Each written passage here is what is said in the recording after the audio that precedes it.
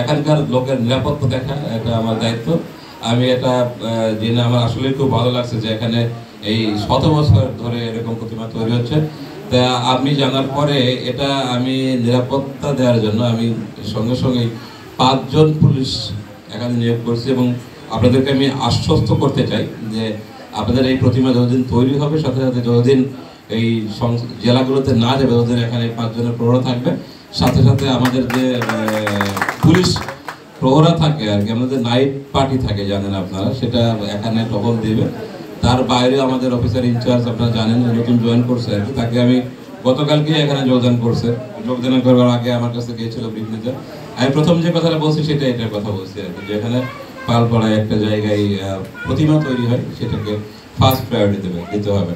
তা আমরা এই বিষয়গুলো অবশ্যই অগ্রাধিকার ভিত্তিতে দেখছি এবং এই প্রতিমা তৈরির বিষয়টাও কিন্তু এটা উৎসব তাই না? এটা কদিন পরে সাপ্লাই হবে, এটা নিয়েই তো উৎসব হবে, মেইন উৎসবটা তৈরি করাটা একটা উৎসব, সেটা উৎসব মুখর পরিবেশ বজায় থাকবে সেই আশাবাদ আমি ব্যক্ত করছি এবং সেটা আমরা দেখবো। আর আজকে যদি মসজিদে পাহারা দিতে না হয় তাহলে মন্দিরে পাহারা দিতে হবে। আমরা এই বৈষম্য দূর করতে চাই, এই বৈষম্য বাংলাদেশে দেখতে চাই না। যদি মসজিদে নির্বিঘ্নে নামাজ পড়ার জন্য সকল মুসল্লিরা যায়, নির্বিঘ্নে যারা পূজা করে সেই পূজাও নির্বিঘ্ন হবে, পাহারার কোনো ব্যবস্থা থাকবে। এটাই হচ্ছে বৈষম্য দূরের আন্দোলন। এই আন্দোলনের আসল রেজাল্ট তো এটাই।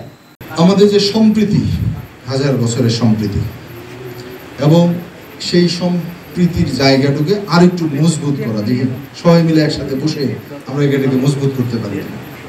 আমি কোন ধর্মের, উনি কোন ধর্মের, এটা বিষয় না। এই উৎসব বাংলাদেশিদের উৎসব।